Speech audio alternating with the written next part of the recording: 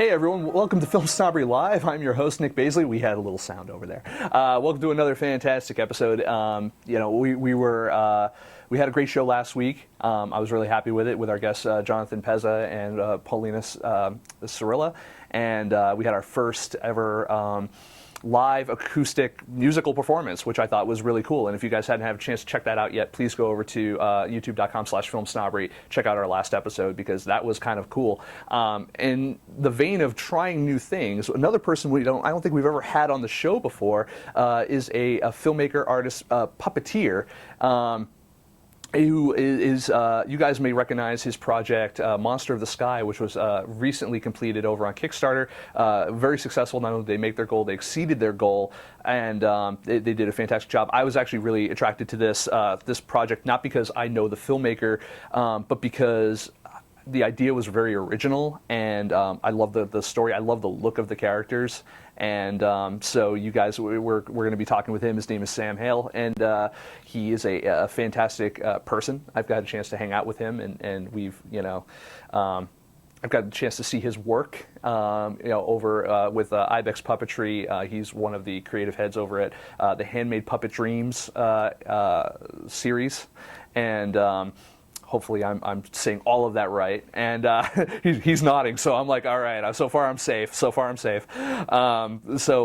just a fantastic person. He also had, if you guys may recognize another project he did. It was Star Wars related over on, if you've seen his post either on Facebook or you've seen it. We don't have any pictures of this. I probably should have, because it got some great hits too. Another kind of anti-bullying, pro-cool Star Wars stuff. I actually liked his Star Wars short more than I liked the past 3 Star Wars prequels. So I'm really excited to talk to him, because I want to talk to him a little bit about that project as well, because and everything else he's got going on. We've got a million things we've got to talk about, because also we don't talk to many people in the independent film industry, but also the independent puppeteer industry, if there is one. Most people hear the term, puppet, they immediately connect it with Muppet, or they connect it with like Jim Henson, or they connect it with something like that. You have this entire great culture, some would call it a subculture, but the more I learn about it, the more it's a culture all its own of people who are dedicated to making great art, not only just on film but in stage, and doing just fantastic things with puppetry. Everything from shadow puppetry to the marionettes to everything. It's great. So we're going to talk with Sam in a moment. What I want to do right now is I want to give you guys a quick taste of what he's done with Monster of the Sky. There's some little BTS kind of stuff, you'll see some character models and stuff like that. When we come back, we're going to talk with Sam directly. He'll be next to me on the couch, the dirty couch. No, it really does look like a porn shoot in here. Thank God we have a girl that works on this show. When we come back from seeing this, we're going to talk with him, and it's going to be fantastic, and I can't wait to share his knowledge with you guys out there. Stick around. We'll be back in a minute, and it'll be fun.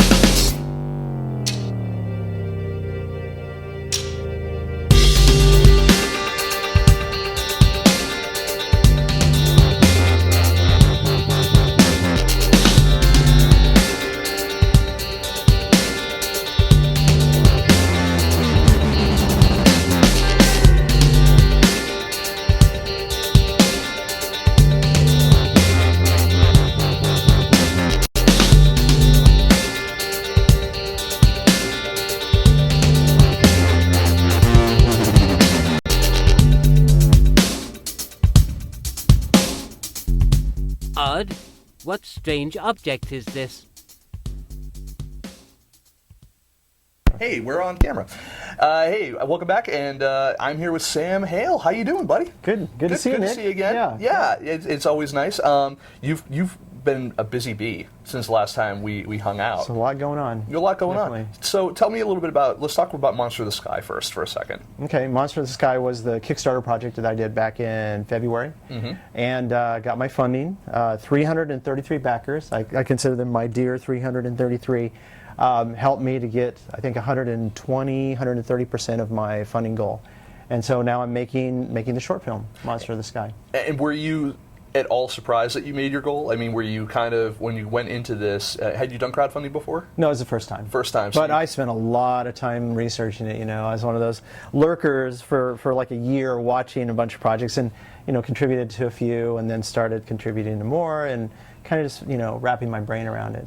Do you feel that there was anything during your campaign that you weren't expecting, or that you were like, oh, this seems so much easier on their project, or, you know, like what were some of the things that kind of surprised you when you I kind of expected it, but you know, the amount of work involved, it was like a full-time job for a month. Yeah. So that was, and I'd read that in a few places, and so I kind of expected it, but it really was, you know, constantly promoting, because even when we got, say, the LA Weekly article, which was a nice bump for our whole thing, when they covered us, we had 3 filmmakers at the Hive Gallery downtown, and we talked about our films, and so mine was one that was currently during the Kickstarter campaign. And so when that came out, we got a nice bump of people who came in and, you know, contributed, and that lasted about 2 days, and then it dropped off again. And it felt like no matter what big things that we could get to promote it, it would jump for a day and then it'd drop again. And so I just felt like constantly trying to feed the fire to keep people, you know, hearing about it. I was going to say, so what did you do to kind of keep the momentum going? It was a variety of things. There was the event at the Hive Gallery, which was, you know, we kind of created the event to promote the project. And then, you know, offering promos, you know, every once in a while I'd offer the art book for a reduced price for 48 hours or whatever, or for, you know, free T-shirt with a whatever, you know. And I felt kind of like, it felt like, you know, PBS, you know, fundraising. Your tote bag, yeah, you know, like, yeah. So this week we're doing, or not even this week, today we're doing blah. And, you know, but only if you act now. Yeah. You know. Yeah. And then it got to the point where I was like, when we get to our 200th backer gets an extra bloody blah, and then 250 gets an extra bloody blah plus another bloody blah. So that's the kind of thing. Before you knew it, you were all blobbity blot out. Yeah, yeah. And now, did you figure in the cost of the blobbity blahs to your campaign, or was it stuff that you were already kind of, you know, creating as part of the project anyway, so it already planned on? Or most of it was things that, you know, like the T-shirts. You know, I knew we were going to print X number of T-shirts. Which one of them you're wearing now? I am wearing the men's purple T-shirt, and I've got a red female T-shirt too. And yeah, I love these shirts. And they're all locally printed at Angry Girl. Michelle, hi. Michelle, Angry Girl. These are her shirts. Check her out. She's great. She prints awesome shirts on high quality shirt material, and is wonderful. You know, we do need a printer for our FilmSnobbery shirts, so maybe go to Michelle. Yeah, at Angry Girl. Yeah, my bell. All right. So fantastic. Yeah, I mean, so a lot of it was stuff that we were already doing, but then there were a few things I threw in, like I think for number 100. The promo I did was you get one of the head sculpts or something. So when I was running heads, you know, making duplicates, I just made an extra duplicate for that person. Now, how do you do all of that by hand, or are you using like a 3D printer at all? Or are you doing a machine print? You know, no, like, we're doing kind of old-fashioned, you know, plaster molds for the most part. Kind of old theater style, where you know, I cover the heads in latex and cheesecloth, and then pour plaster on that to create a mother mold that encases it. And then I open it up and pull the head out. And then my material that I work with is called paper clay. Paperclay.com. It's a wonderful place, a wonderful material. I learned about how to use paper clay in Japan, and it's just very forgiving. So I push the paper clay into the molds, and then when it dries, I pull the head out, and then I go in and touch it up. Where did you learn to do all this kind of stuff? I mean, I looked at some of your designs that you did. You had that great like dragonfly when we saw we were hanging out. We were actually at the Hive Gallery is where we were. And, oh right. Yeah, and you saw it, yes, on the video, and it was. I mean, it was fantastic, you know. And then I've seen, as you've gone along, I've seen these different molds that you're creating, and I'm just like, okay, obviously you have a talent for it. Obviously, you can't dismiss that. But where do you learn to hone that skill? Like, where did you go? Did you go to school for that, or? Yeah, not the molding and casting. All that kind of stuff I learned on the job, and from books. There's a couple books by Thurston James, who used to teach theatrical, I think, prop making and design and all that. And those books are available online. And so I studied those books, and just working on theater shows originally, and then eventually in production facilities and things, you know. And the internet too. I mean, the whole mother mold process with the latex and cheesecloth I got off of a website that was talking about a Canadian puppeteer's workflow. So I borrowed it from there. Where do you? I mean, there's so many different types of styles of puppetry, you know, out there. Do you have one that's a favorite of yours particularly, or? Yeah, what I work in is primarily tabletop puppetry, which is inspired by Japanese bunraku, which is all performed on a tabletop. Puppets, you know, ranging from this size to this size, and usually 3 or 4 puppeteers. One puppeteer controls the head and the torso. Another puppeteer controls the arms. Another puppeteer controls the feet. So it's a very cooperation-based kind of system of bringing something to life, because you have 3 or 4 people breathing life into one character, and which is different, you know, say than Muppet style or marionettes or shadow puppets. But I have an appreciation for all the different styles, because, you know, I work in puppetry with a lot of different filmmakers, so I get to see a lot of good stuff. That's cool. What made you want to use the style that you use now? Because one of the things we're gonna for Monster of the Sky, that is, because we're gonna show you some other clips in a little bit, you folks out there. That also, I mean, saw what looks like some CG elements and some, you know, other types of compositing that you guys are doing. And it's funny because it's almost like you're creating a modern movie, you know, right, out of some of these things. You know, yeah, and this is what I figure. You know, if live actors can be shot on green screen stage, if CG animated characters can be put into a CG environment, why, you know, I'm not a purist in the sense that, oh, puppets got to stay in a real environment and all that. You know, I think to keep puppetry kind of updated and modern, bring in all of the tools that all the other filmmakers are using. And you know, I have one foot in the digital world anyway, because I work in post and VFX and all of that. So that's part of my toolbox. So I just bring it all in. Do you?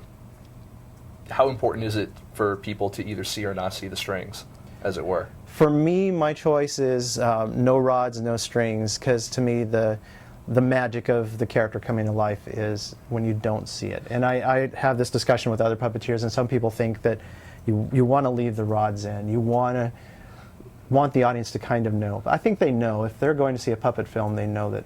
Do you CG them out, or yes, you know, use wire removal tools and all that? Wire removal tools, masking, anything that we can to remove it, and that's an ongoing thing that I'm researching too, is how we reduce the amount of work that's involved. I was going to say, what is because I mean, you're basically going through the entire movie and with multiple characters or even single characters, and you're doing all these wire removals, rod removals, masking, all that. It's got to add to the production. So some of it's pre-planning, storyboarding, you know, planning shots that require less things in the shot, or, you know, where the rods go in the heads, building the puppet so there are multiple locations where they can go in, where, you know, maybe if it's coming out of an elbow, it's easier to remove that versus if there's something coming out of a more visible part of the body. You know, we try to put it like right out of the head, angle the shot so that you can just kind of cut that rod off and, you know, add a little feather on the edge so that you don't see it that much. Oh, that's cool. You know, or hopefully not see it at all.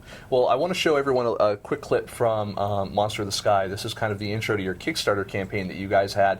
Gives a good example, I think, of what these characters, again, also look like, but also it's a little bit more animated, if I'm remembering correctly. The Monster of the Sky intro is mostly like seeing characters and designs and that kind of thing. Yeah.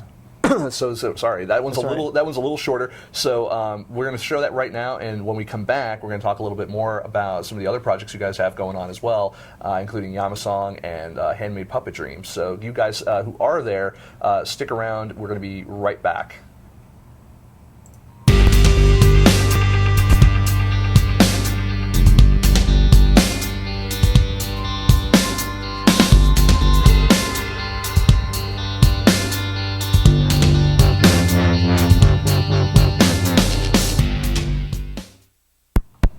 Holy crap, that was quick. No, no, that's good though. I mean, again, these character designs are really unique. Where did you get the? Such a cliche question almost. Where did you get the inspiration for the particular characters? Because as you were describing to me a while ago, when I saw the Dragonfly character, and you know, there were levels to that character, you know, and all that. So where do you get this from? You know, a lot of it grows organically. This particular project started out, I think it was a line in the lyric, which is based off a Lord Byron poem, which says, you know, I'm the rider of the wind, the stir of the storm, a hurricane of rage in human form. So when I read those lines, I imagined this, you know, very angry female, kind of almost love goddess or goddess of vengeance, and I started building off of that and referencing, you know, everything from, you know, comic book pop culture stuff all the way back to mythology. And started building things. So it starts with the idea. That character, you know, I kind of saw like the Storm from the X-Men. Yeah. You know, and the rain falling on her face and lightning flashing around her and stuff. I also saw some other type characters like Silver Surfer or whatever, you know, surfing through the galaxy and stars and stuff behind. So that's how I started building her visually, and then her counterpart, her lover slash, you know, object of her vengeance, was a prince. I knew he was going to be a prince, and I was playing off of the motif of some kind of raptor, bird of prey. I eventually settled on an owl type design. Yeah. And so everything in his world and his culture has some kind of owl motif, especially the big eyes and the beak and the horns and that kind of thing. And then from there, once I knew that, then I started playing with different cultural designs, you know, samurai armor, and Greek armor, and just some of the wing stuff here looks very Archangel-like from X-Men again. Yeah, you know, yeah. It was cool. I mean, I got a lot from that, and that's why I was just, you know, it doesn't surprise me from a production standpoint why people were attracted to your campaign, because the designs were fantastic. Obviously, you knew what you were doing in terms of your, you know, the design of the actual characters themselves, physically, you know, the puppets themselves. You know, but the artwork was, you know, that you had accompanying. It was imaginative. It was bright. Yeah, it was good. Yeah, I mean, there's a little bit of the superhero thing going, a little bit of the, you know, sci-fi fantasy, a lot of sci-fi fantasy, steampunk. I was going to say, some of it looks a little clockwork, a little steampunk. Yeah. And it's funny, you know, what terminology to use. I know some steampunk people don't think it's steampunk because it doesn't have the whole, you know, the top hats and the corsets and all of that. Edwardian kind of. The Edwardian stuff. It's more, to me, it's more medieval. It's Greek. It's and clockwork in Newtonian kind of clockwork sense, where the whole universe is a series of gears and clockworks that all work in conjunction to each other. We just got really deep, people. That just happened. let's take it over a notch to you've got kids. Yes. And two boys. Two boys. And love Star Wars. Love Star Wars. Do they have the same affinity for puppetry that you do, or are they just like, look, Dad, in the era of like Transformers and stuff that's blowing up and like Man of Steel and X-Men and all, like, really, like, we're going to go back to this? Or do they... You know, I think that they're at an age right now where it's just like, this is something my dad does, you know, and they think it's cool. So as long as it's cool, I'm good with it, you know, and I expect at some point they will be like, I don't know. But, you know, if I keep puppetry cool by bringing digital animation and, you know, mashing it up and making cool stuff, I don't think they're going to immediately go that direction and go, you know, puppets, whatever. I guess it doesn't hurt that, you know, you'll dress them up like Jedi and Sith occasionally and have them fighting with lightsabers outside. Yeah, they love doing that. So did that just start out as like a goof, or did you plan that? Because the way some of your Facebook stuff read was like, we're going to go outside and we're just going to play with some lightsabers, you know? And it's kind of that, yeah. I mean, I was working, or my son's school was having a film festival or a film screening, and they announced a contest. You know, make a film trailer, 2 minutes. It can be anything. And then my friend is one of my son's kids' dads, Joe Gonzalez. Joe said, hey, why don't we do a Star Wars trailer? I was like, yeah, that's cool. And at the time I was working in production, so I was like, oh, okay, I hope I can juggle this. And then spring break came. It's like, okay, we have some time. But then Joe went to Vegas, and so they're like, oh, maybe we don't have time. And then we kept playing phone tag till finally it's like, okay, we're going to Vasquez Rock today after school. And so we're off to Vasquez Rocks. I piled a bunch of puppets and props and gear in the back of his car, and, you know, the kids, and we went out to Vasquez Rocks and shot that first day of stuff, which was all the stuff with the great rocks in the desert, you know. Yeah. And I noticed someone responded on a website. Wasn't that in Star Trek or something? And it was. Vasquez Rocks. Yeah. That's where they shot a Star Trek episode, I think, one of the classic ones. Yeah, it was where Kirk was stuck on the planet with the Gorn. Yeah, right? yeah. So that's a classic Boom. location. That's Yeah, happened. yeah. Yes. So. So we're like, yeah, we'll do Vasquez Rocks, and then we started talking about doing more, and so we decided to go to the Getty, and we shot, you know, more like beautiful, you know, Greek architecture or whatever with great, funny, funky sculptures, and this would be like a future like capital city kind of thing, and so it just kind of grew organically from conversations with Joe and his friend Ben, who was our main VFX guy. Ben Kenobi? No, Ben Bowles. I hope I pronounced your name correctly, Ben. Yeah, and so Not that I didn't totally just back end you into that too. Right. It happens to me all the time, and I hate it when that happens. But that, yeah, then we did the film festival, and the kids won an award for best group production, and then so we said, oh, what the heck, let's put it online. And then, you know, and it was, I think, just a few days before May 5th, you know, Star Wars Day or whatever, and or May 4th, sorry. May the 4th, May the 4th be with you. Yes. And we put it up there, and, you know, a couple of big websites picked it up. IO9 did. I think the Mary Sue did first. Yep.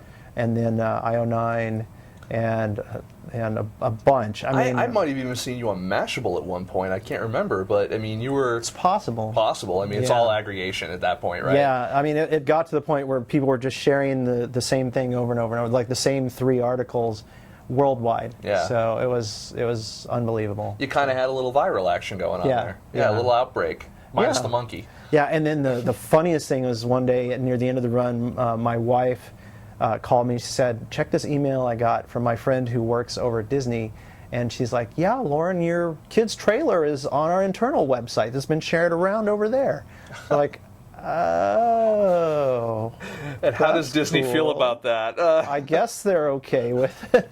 That was. We have not received any letter or email from them yet. You know, that has always been a hallmark for Star Wars fans, was that their ability to show that fandom through the fan movies and stuff like that has never really been.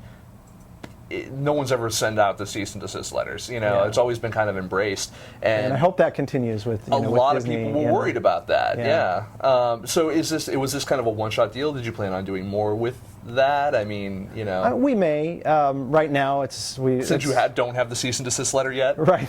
We have had conversations. We'll see where it goes. I mean, I love the concept, and obviously other people enjoyed it a lot. Although there are some kid haters out there, I'll tell you what. When you read some of the There's some of kid these haters? Kid haters like, kids, what do you mean? This is going to ruin Star Wars. But you know. Didn't we already do that with the prequels? Right, I mean, right. Jake Lloyd, sorry, dude, but you know. Absolutely. You know. Yeah, yeah. So, you know, but a lot of people loved it, and I think they loved just like the kind of innocence that it captured, and the Message too. And the message, you know, it's funny. The anti-bullying thing, I think, came from one line that Ben inserted in there, which was, you know, they protect the galaxy against bullies or whatever. And the Mary Sue picked up on that right away, and they said, you know, there's an anti-bullying message, and I think it's great. But you know, we didn't set out to say, okay, we're going to do an anti-bullying thing. Yeah. And it's funny because the bully is the youngest kid of the bunch, and he's usually the one that gets picked on the most of you know, when the kids are playing and stuff. So Well, it's good to let him be the bully. it's his kind of I don't know, his payback, I Yeah, guess. he gets his comeuppance. Right, right. But and so you also you have that. You have Monster of the Sky. Mm-hmm. You have this other.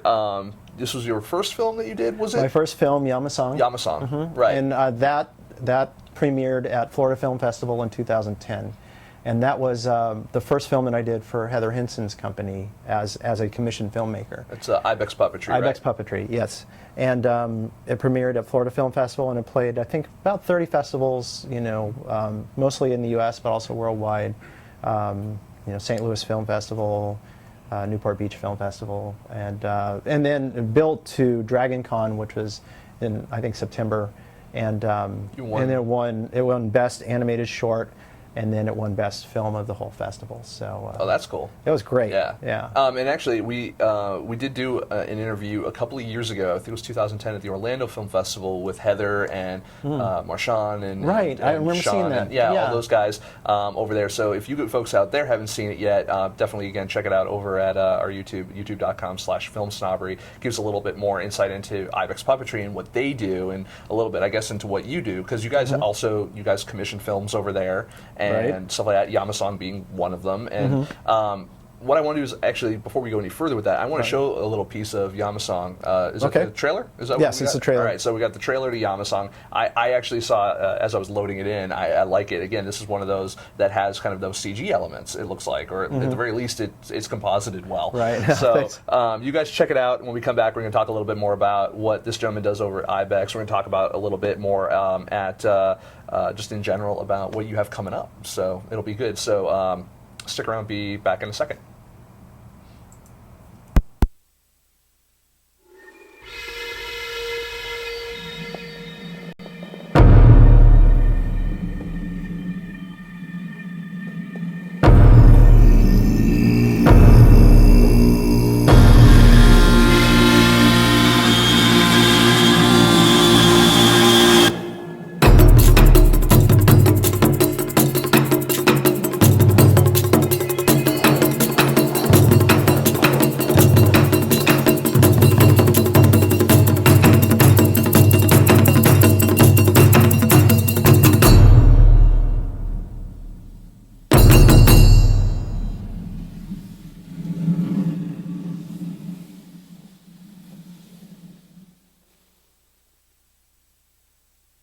Hey, we're back. That was Yamasong, Right. which I really where did that come from? I dig it, but where did you? Is this another one? Yamasong started with a song. A friend of mine named Shoji Kameda is in a band called On Ensemble, and he saw the previous show that I had done, which was a live show called Fox Lantern, and he thought it was so cool, puppets with music and all that.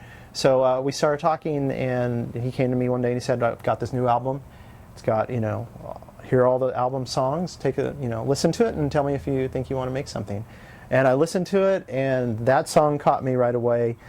I didn't know what it was about. It's just called Track 1. And I immediately started imagining this journey up a mountain, and then, insert a lot of fantastical elements to that journey. And what's funny is he told me later that there was a story about climbing Mount Shasta. Huh.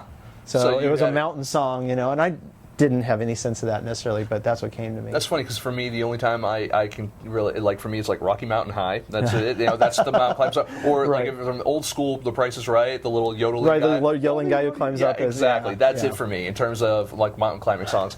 And anytime I hear either of those songs, I do associate. But it's funny that you can use music to envision something, but at the same time, not only are you envisioning something that it's the intended, of what the actual. Yeah, there's definite thematic overlap at least. Yeah, he wasn't. I don't think he was thinking about giant floating rock boulders and flying comets and a patchwork girl with a porcelain face. It depends on how high he was. So it's maybe he was. We don't know. No kidding. You never know. No, it's. But what I love about it is once I talked to the band about it, that they fell in love with the idea, and they really felt like I'd captured the spirit of the music, which is I think for anyone when they're working in a collaboration like that, it's great to feel like you really connect.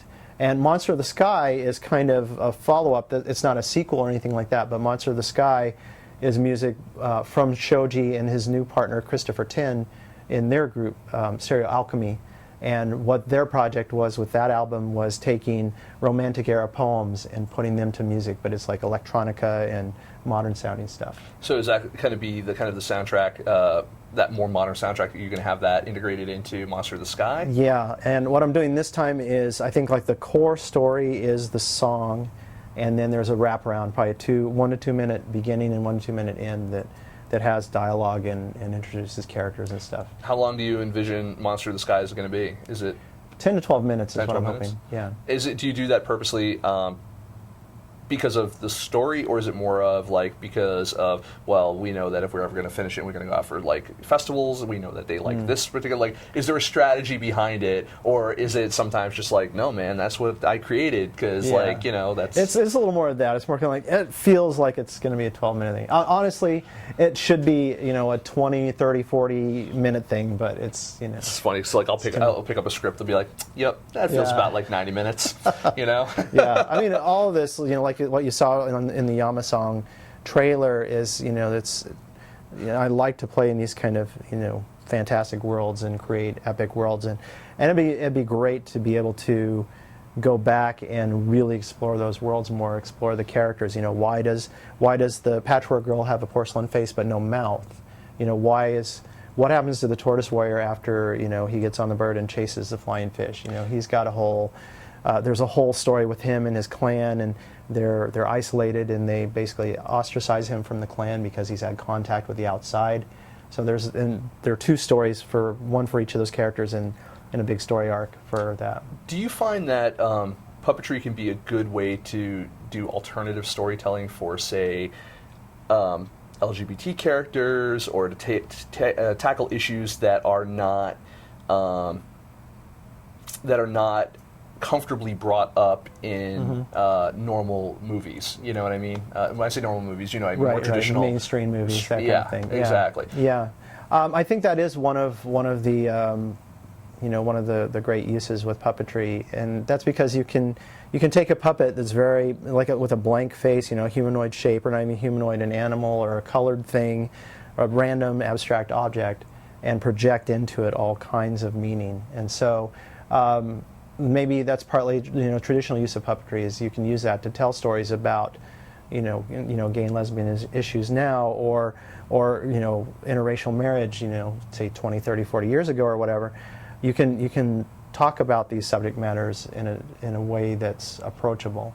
And even like Monster of the Sky, you know, the characters are humanoid, but, you know, one character has blue skin, the other one has orange skin, and I did that kind of in the spirit of say, you know, Sesame Street or other puppet shows where the characters they're human, but they're just different enough that somebody could relate, yeah, that without having to be, you know, Caucasian or straight or male or any of these things, that there's a little, hopefully some universality that those characters can plug into. Do you feel that by making them ambiguous as they're beings, they're I hesitate to use the word people, but they're characters, so that, you know, you can have them be anything, so that it doesn't, not only is there a better appeal, but there's also just like, what do you think they are? Like, it's open to interpretation, you know? Yeah, and I like, you know, part of kind of a question. I had something in my head sounded completely different as it came out from the brain. This is, you know, conversations I have with other puppeteers and filmmakers, you know, is,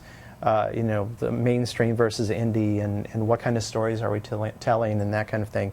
And puppetry definitely allows, I think, puppetry is a vehicle that allows you to explore a lot of different types of stories, and I'd love to see some of the mainstream stuff exploring these more, but you know, the big studios really are about making money first, and not taking a lot of risks, and I'm seeing that in a lot of the summer movies this year, you know, this summer.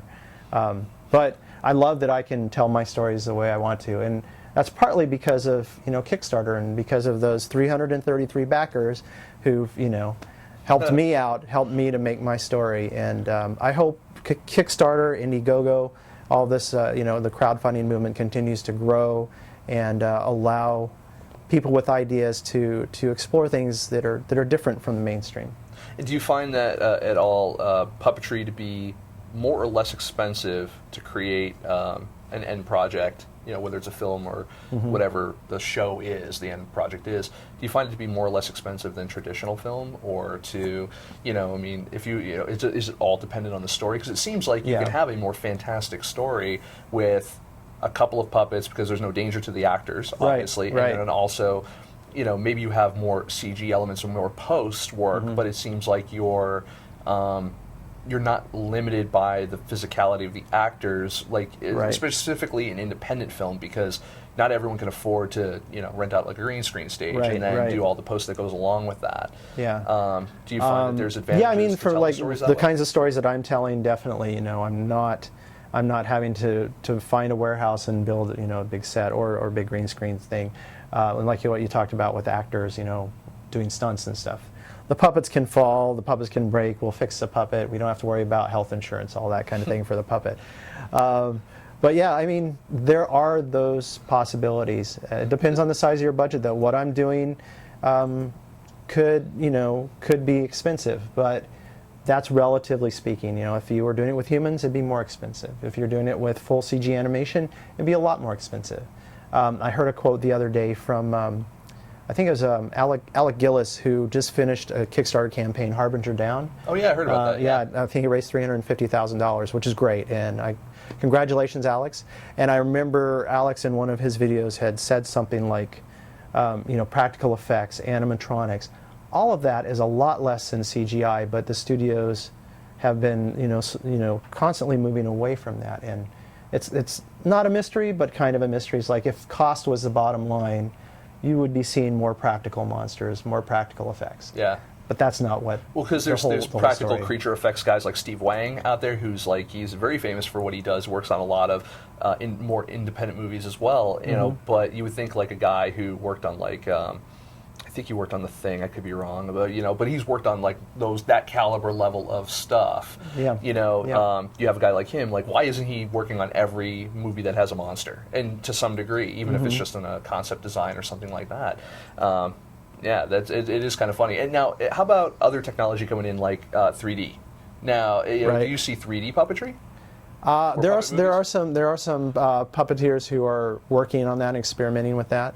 I'm not sure the future of 3D in general. I mean, for big blockbusters, music videos, I see a lot of that, and I have some friends who are working in 3D, and I hope 3D continues to grow. And with Yamasong, I did have conversations about doing it in 3D, but I started looking at the 2 cameras and almost triple the post time, because you're doing right eye, left eye, and then you're registering everything so that it works. And friends of mine who work in 3D said, yeah, you're looking at about 3 times the workload at the end.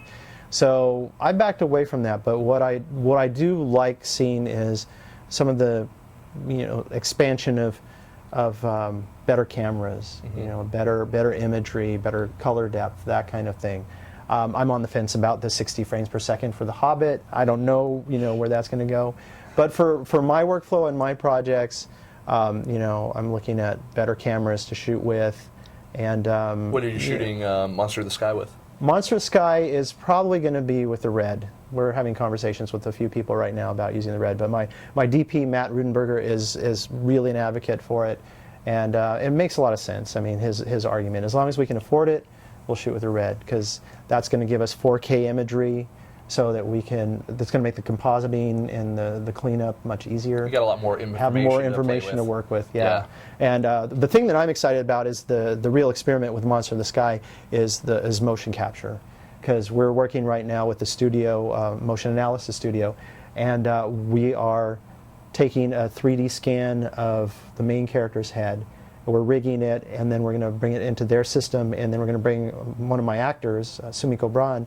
We're going to bring her in, put dots on her face, and have her emote, and have her face driving the reaction of the face on the puppet in real time. Before, did you have to, instead of doing it that way, would you either have to build a separate mold for the head that had the different facial features, or did you have to maybe do more of a early South Park-ish, almost stop frame animation type of deal? Well, classic puppetry, you have like a trigger mouth or whatever, because I'm working with hard sculpted puppets, so it's not like Muppet style, which was the sandwich mouth kind of thing. The cookie. Yes. Right. But instead, it's the hard face, either the trigger mouth, which ends up looking like South Park as a 2D thing, or Team America, or Thunderbirds. So I didn't want that, or Nutcracker. To me, it's to me, it's I actually have a fear of ventriloquist dummies who all have that flappy mouth.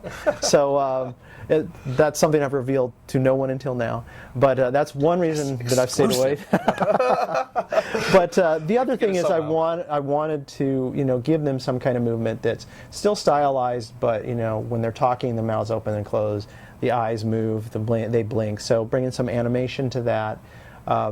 I worked in theater for years, and I think when an audience watches tabletop puppetry, you're far enough away, you're never punching in for a close-up. So a puppet turns, the audience starts talking, their mouth isn't moving necessarily, but the audience has already suspended their disbelief. But I think when you get into film, that suspension of disbelief is that line between what the audience believes and doesn't believe. There's no fourth wall. There isn't, right? Yeah. And so I feel like to push puppetry to another level, I want to give those characters moving eyes, moving mouths, and that to me is taking a hybrid approach, hybrid animation, motion capture, and that's where we are right now. We're experimenting with motion capture. You're just more advanced Harryhausen at this point. Yeah, Harryhausen was an explorer. He was discovering things as he went, and I think now what we're doing is able to take tools that exist and using them for other purposes. So that's what I'm excited about, to take another step. So one of the other things that you do over with Ibex is you, tell me a little bit about what you do. Yeah, Ibex Puppetry is Heather Henson's company. Yep. Heather is the youngest member of the Jim Henson family. Most of the family is involved in puppetry in different ways. A lot of them are involved in the main company, Jim Henson Company. Cheryl in New York is involved with the Jim Henson Foundation and other organizations. And Heather's involved in all of those on some level, but her personal company, Ibex, is her project to work with artists around the country and around the world to bring their ideas to fruition. In some ways, she's kind of like Kickstarter before Kickstarter happened. She's using her resources and her love of puppetry and art to enable artists to be able to make their independent films, which is what I'm involved in, to do puppet slams, which are live events where puppeteers come up and do shows. Her personal project is crane rescue, so we're doing projects now that tie in to crane rescue. We just made a crane film last year that we're starting to get out there now using puppets. And all of these are activities around Heather to promote the art of puppetry. And she has her personal project, Celebration of Flight, which is about the life cycle of a bird. So I look at it this way, that Heather is she's the artist in the family who is encouraging other artists and to take non-mainstream stuff and get it to audiences, which I think is really wonderful what she's doing. And so after I made Yamasong as a filmmaker, then we talked, and we talked about me coming on as more of a producer or a mentor to help future filmmakers to make their puppet films. So that's one of my other jobs. Because they'll commission out, these things. How do they pick it? Is it based on the filmmaker's ideas of like, we have this thing, they submit something to you guys, or is it more like you are looking to see discovering people who are doing cool things, and you're like, it's a mixture. How can we help you, type of thing? It's a mixture. We have a collection of volumes where we find films that people have already made. Is this the Handmade Puppet This is the Handmade Dreams? Puppet Dreams series. Fantastic. We have volume 1 through volume 5. We're starting now to look for volume 6 films. So if you have any films that are puppet films, let me know, because we're looking at films right now to put in our next volume. But that is also what I consider like kind of a testing ground for future filmmakers, because if they've already made a film, they're demonstrating the ability, at least the basic ability, to use a camera, to shoot puppets for camera, to tell a story with puppets. So that's a starting point. And then if that filmmaker wants to make a film, we may talk to them about commissioning the film. So we'll interview filmmakers and then commission a film. This year is great because we actually have more films this year than any previous year. We're making 3 short films in Portland and in Atlanta. Oh wow! Yeah. Not in LA, huh? LA's a funny nut to crack because I think LA has some incredible puppeteers. LA attracts some of the best in the business. I would love to see some of the LA puppeteers make a film. This is for you. Yeah. I'm waiting. That's right. Step up, guys. Really Do I have to do everything myself? No. But I love working with filmmakers around the country, and we're really meeting a lot of talented people in many cities, and just building our resources and connections. Fantastic. Yeah. Yeah, I mean, it's great that, again, it's like film in general, specifically independent film. You don't have to be in LA in order to make the stuff. And, and I've been lucky enough to go to a lot of film festivals, a lot of them in Florida, also up in Maine and New Hampshire and all these. And I'll run across the occasional puppet movie. And 9 times out of 10, I'm very impressed because it's not something that I see every day. I'm actually more apt as a critic to see something like that and appreciate it because it's not, even if it's the same story I've seen a million times, it's told differently. Yeah. And I, even just by the virtue of what I'm looking at on the screen, so it's, the physicality of it. So it's always nice. And do you have any advice for anyone who is just starting into puppetry? Like, yeah, don't do that. It's the advice I give. I seem to give this out a lot. It's the advice I got when I first got into puppetry, which is, find your local puppet guild, get involved in the guild, meet people who are working in puppetry, intern in a shop, start working, just get the experience, because there aren't a lot of places that are teaching puppetry in the country. There's University of Connecticut, which has a program, and Cal Arts has a program that's part of the theater department, but for the most part, there aren't very many programs that have a full curriculum for teaching puppetry. So it's almost like the kind of old-fashioned, what do you call it? Not mentoring system, but the apprenticeship. Yeah, you find somebody who's making puppets the way you'd like to make them. You approach them, and hopefully they say yes and come into my shop and help me out. Who doesn't want to be Geppetto? Right. You know what I mean? Right. It's like, you get to make a real boy, or girl. Or girl. Or girl. Or whatever. Whatever. Or whatever, yeah. Yeah. I want to thank you for coming on. Obviously, my pleasure. Thank you for inviting me. Yeah. Let's talk a little bit about real quick. Let's talk about where people can find more information about all this stuff. I'm sure we've been kind of cycling through it as we on the lower thirds as we've been talking, but let's definitely talk. You can follow your movie on Twitter, obviously, Twitter.com/Monster of the Sky. We can also find you on Facebook that way as well, right? Facebook.com/Monster of the Sky. And please like the page, because then you get the updates if you like the page. Yes. And I'm posting constantly. I'm posting pictures of puppets in progress. Down the road, I'll be posting video tests.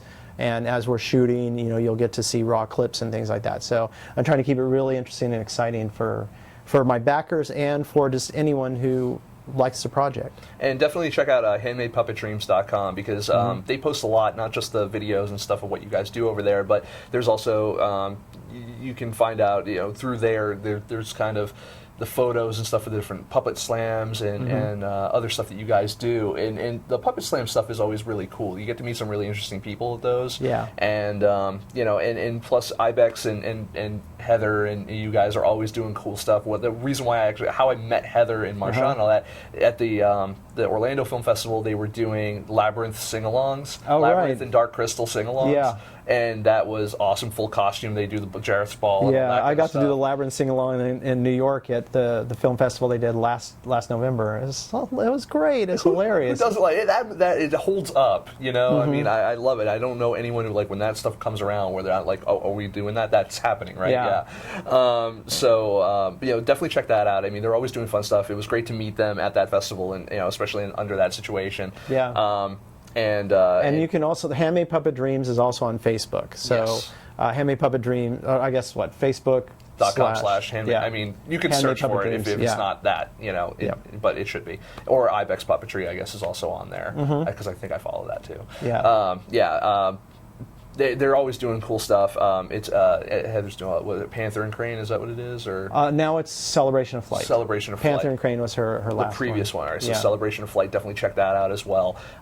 Their live performances that you guys all do as part of Ibex and all that is just really cool. I mean, the stuff that goes into it, again, different type of puppetry. A lot of it's larger and those kinds of shows are big spectacle shows with large puppets, big cranes, and she even has like like aerial kites that are. I saw birds. those. Yeah, Those are cool. It's yeah. really great stuff.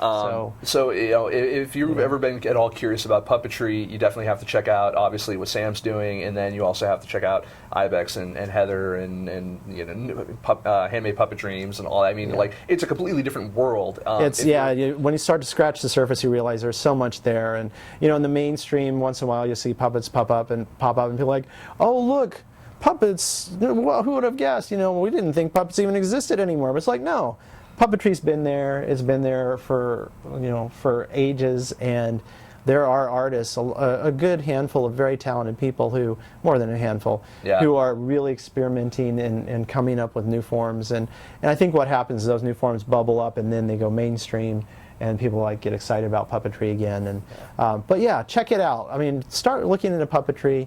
You'll see there's a lot of really cool stuff going on. Yeah, and they have, I mean, you know, yes, fantastic stuff. Yeah, and we're actually going to show you a little bit about what they're doing at Handmade Puppet Dreams. Do you want me to set it up a little bit? You can go ahead, set it up. The clip we're going to show is a trailer of our commission films. It's 7 or 8 of our commission films that we've put together over the last probably decade or so. But you'll see just a variety of films from dark Victorian ghost stories to fun, comical, quirky characters to My Film Yama Song. You'll just see a great mix of the kinds of films that we are making right now. Yeah, check it out. And when we come back, we're going to have me back behind the desk chatting a little bit about other stuff that's going on in and around Film Snobbery, and what we've, you know, give us some special thanks out and a few other things. But I want to thank you specifically for coming out, especially a little last minute too. So it was awesome. I'm glad that we were able to. I'm glad we were able to. We've been talking about doing it for a while. We have been. So it was finally good to, like, you know, lock you down. You know, when you had like an extra 5 minutes. Yeah. And then you're hitting Art Walk tonight. Still, I'm going to the Hive Gallery after this to Art Walk. I'm picking up a painting. I'm going to see some friends there, and you know, see the new art that's going on down there, because Hive Gallery's got some great new stuff that's constantly, every month there's wonderful stuff that Hive is displaying. And in August we're going to do a talk about puppetry and puppet film and show my film in progress, Kevin McTurk's film in progress. He's another one of our Handmade Puppet Dreams filmmakers, and Marav Haber, who's making a fantastic stop motion film. So that's in August. Watch the Hive website.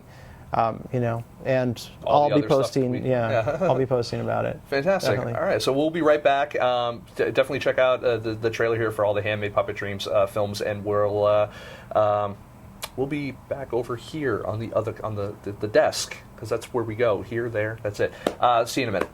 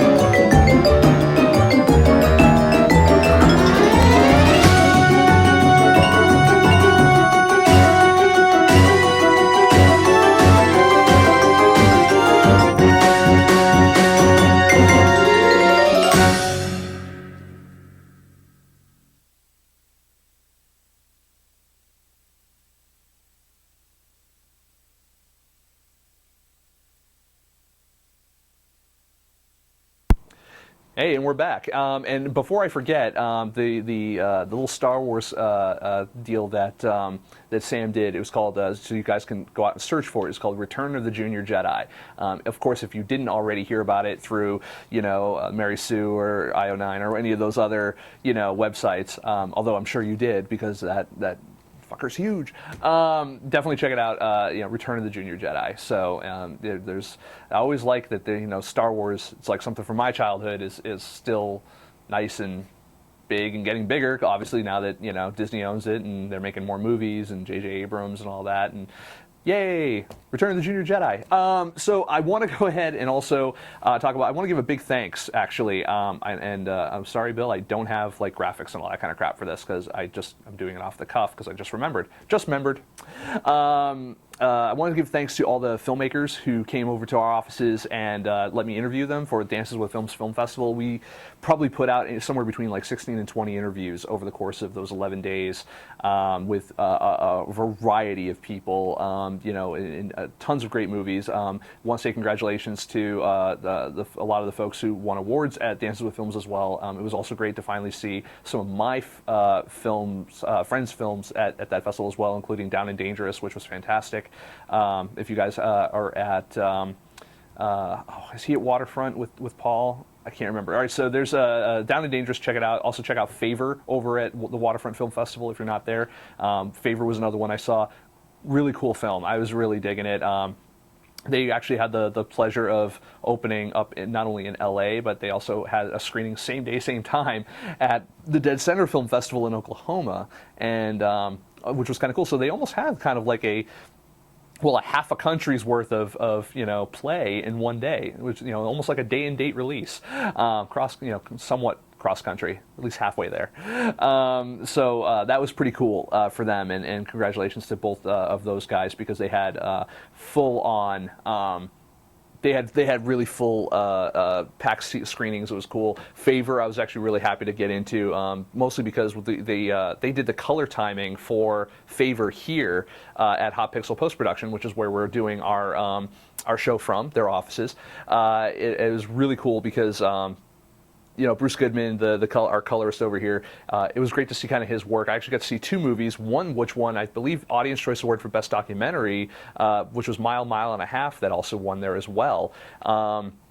It was really cool to see that too. I mean, and to see such different movies. One was a documentary shot mostly outdoors during the day, these big scenic vistas, very colorful. I mean, to bring out the vibrancy of nature was really cool, and Bruce did a great job with that. And then, to also have like this far more serious and sinister toned Favor, and to see kind of how the depth and the stuff that kind of came out of that. We'll probably have Bruce on the show at some point just to talk about, that color correction in general, because it's such a fascinating, I think often overlooked aspect of filmmaking. But that said, we did it here at Hot Pixel Post Production, and it's really cool to kind of, not only sit here and do a show where this stuff is getting finished, but then to go see it actually out on the big screen at a film festival in a theater. And not only that, the Chinese theaters, for that matter, is a really good feather in the cap for all these filmmakers and for myself as well. It was great to do that. So I also want to thank Dances with Films and all the publicists that I worked with and all the PR people and all that. It was really great to deal with them, and it was a real positive experience, as opposed to my experience this week with another, let's just leave it as another festival, one that's based in Los Angeles, a film festival, that I was really disappointed I was not able to get credentials to for some reason or another. There's, I'm not going to get into too much of it. There's a politics to film festivals. I think filmmakers see one side of it on their side, and then there's, the other side that is behind the scenes that festival volunteers and film festival directors and people on their boards and stuff like that see. And I think there's even another side to it that is, what guys like myself see, which is really funny because I see kind of a combination of the two. I see the politics that go on behind the scenes of the programming and the actual putting an event on, and the arguments and the other stuff that kind of goes on with it, and to make any event go on. And then you have the filmmaker side of it, is you see the submissions, and you see the programming, and you see what goes into that. And every festival's different. There are some elements that are the same, but it's really interesting to kind of, when you get into the nitty gritty of it. And we get a lot of requests from filmmakers to recommend festivals to submit to, and Dances with Films was fantastic in terms of how they treated myself. Filmmakers, a lot of them seem to have a great time. I heard a couple of complaints from some, but I don't think that should turn off anyone in particular. They treated me very well, so I'm not going to complain personally. There are other film festivals out there, though, that don't treat filmmakers very well, and they don't. They program for, it's not to say you shouldn't be programming for your audience, but some of them, who claim to be independent are decidedly not.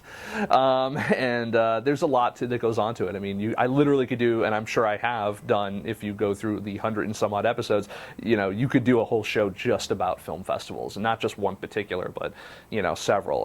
Obviously, we've worked with so many over the years, juries, red carpets, programming, on boards, the whole 9 yards. There's so much that goes into it.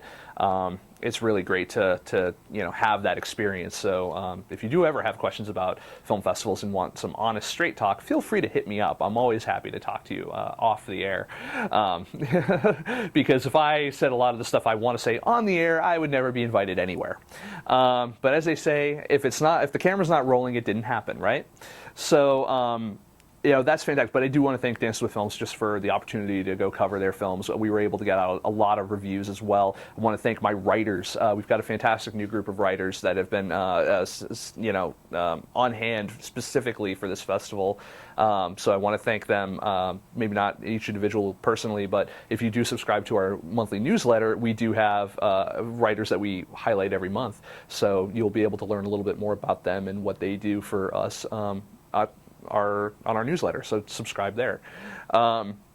That also being said, we are hiring very soon more writers. We also just picked up our first intern who is going through your applications as we speak, and it was really great to finally get to the point where not only do we need an intern, but it was finally great to lock one down. So I want to say welcome to Caitlin. She's coming on board for the next month or so, and until she has to kind of go away for a bit. So we're going to try to squeeze as much juice out of that one as we possibly can. The hazing begins. It's going to be fun. So, it's great because we'll be able to catch up on some work that we've had outstanding, helping with booking, helping with getting some our IMDb updated, and, hiring more writers and setting up interviews and managing my schedule because obviously I can't. We have some great guests coming up in the next couple of weeks. We have next week is Mary Elizabeth Boylan, who's going to come on.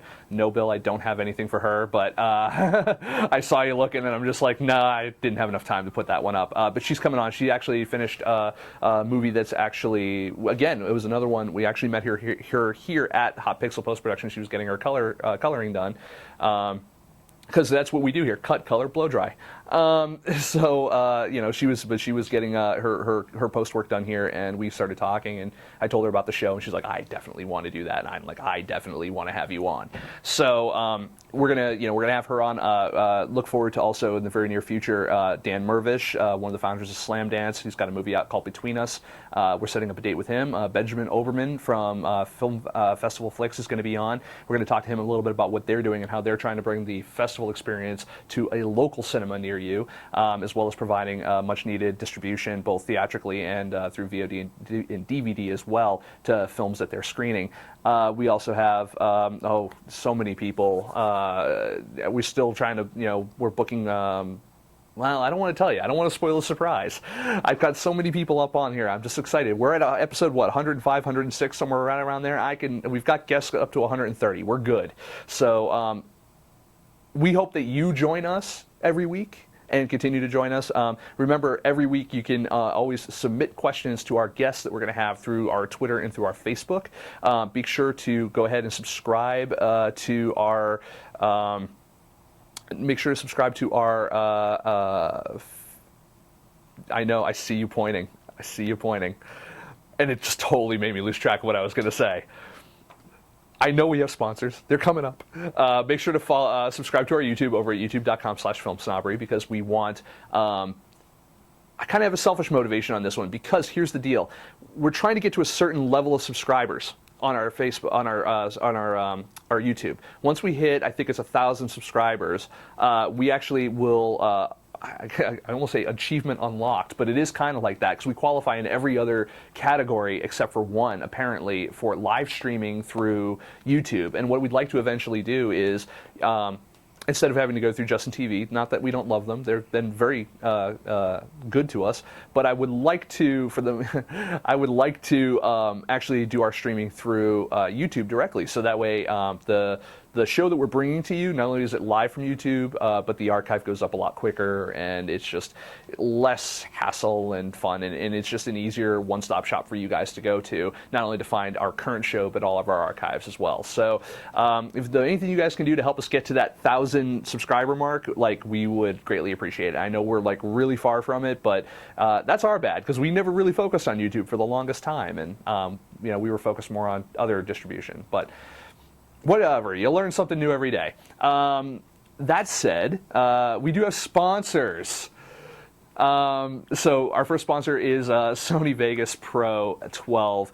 Sony Vegas, again, has always been great to us. Sony Creative Digital was nice enough to be not only our first sponsor, but also our most supportive. Anytime we've ever needed software from them, anytime we've needed anything, not only just Sony Vegas Pro, but their SoundForge and their their sound effects library, anything that we've ever needed, literally it's been a call or an email, and we've had it within the next couple of days or immediately if it was a digital download. I can't recommend, if you are a person who can't afford a Mac specifically, I can't recommend these guys enough, because Sony Vegas Pro allows you to do professional editing on a Windows machine, which is great, because not everyone can afford $2,500 for a Mac, and along with other software like Final Cut and Adobe and After Effects and all these other kind of stuff. So what do? You pick up or build your own computer, something else you really can't do with a Mac. You build your own rig over at your own Windows rig, and then you throw Sony Vegas Pro on there, and you throw which also, by the way, comes with DVD Architect, which if you are a Blu-ray author, what better way to author a Blu-ray or master a Blu-ray than using a Sony product? Because hello, Sony Blu-ray. You see what I'm saying?